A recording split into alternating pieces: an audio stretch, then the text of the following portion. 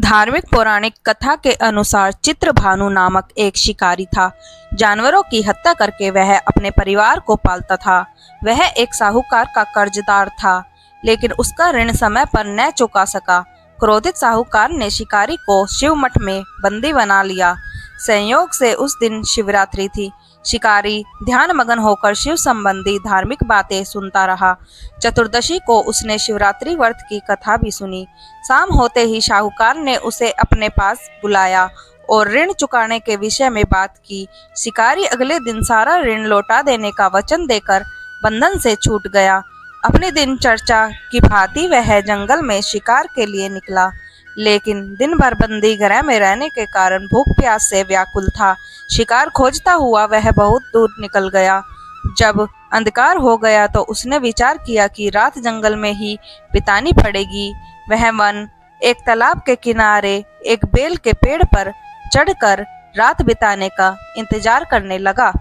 बिलव वृक्ष के नीचे शिवलिंग था, जो बिलव पत्रों से ढका हुआ था। शिकारी को उसका पता न चला। पड़ाव बनाते समय उसने जो टहनियां तोड़ी वे संयोग से शिवलिंग पर गिरती चली गई। इस प्रकार दिन भर भूखे प्यासे शिकारी का व्रत भी हो गया और शिवलिंग पर बिलव पत्र भी चढ़ गया। एक पहर रात्रि बीत जाने पर एक गर्भिणी हिरनी तालाब पर पानी पीने पहुंची। शिकारी ने धनुष पर तीर चढ़ाकर जो ही प्रत्यंचा खींची। हिरनी बोली, मैं गर्भिणी हूँ, शीघ्र ही प्रसव करूंगी।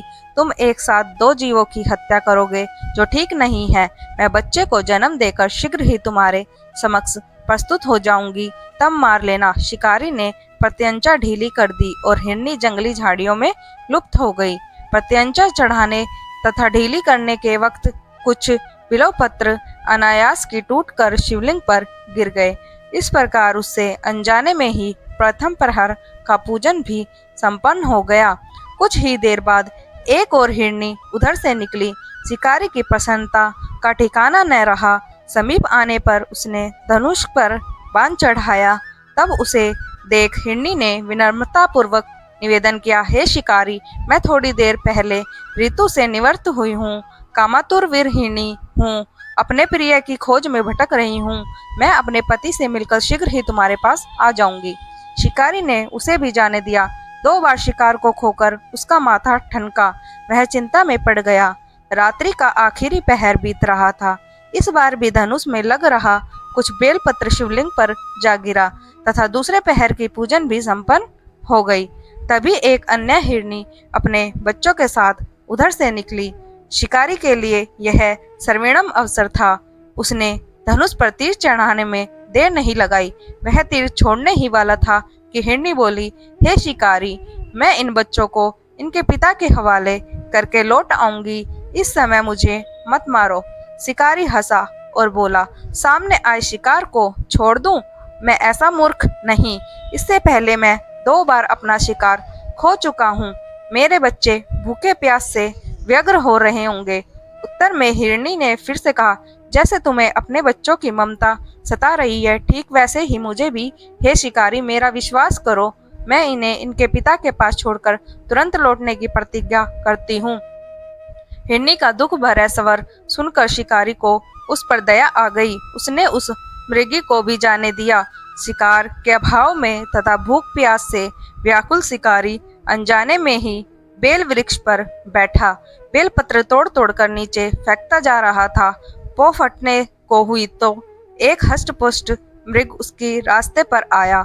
शिकारी ने सोच लिया कि इसका शिकार वह अवश्य करेगा। शिकारी की तनी प्रत्यंचा देखकर मृग विनीत स्वर में बोला, हे शिकारी, यदि तुमने मुझसे पूर्व आने वाली 3 मृगियों तथा छोटे छोटे बच्चों को मार डाला है तो मुझे भी मारने में विलंब न करो, ताकि मुझे उनके वियोग में एक क्षण भी दुख न सहना पड़े। मैं उन हिरनियों का पति हूँ। यदि तुमने उन्हें जीवन दान दिया है तो मुझे भी कुछ क्षण का जीवन देने की कृपा करो। मैं उनसे मिलकर तुम्हारे समक्ष उपस्थित हो जाऊंगा।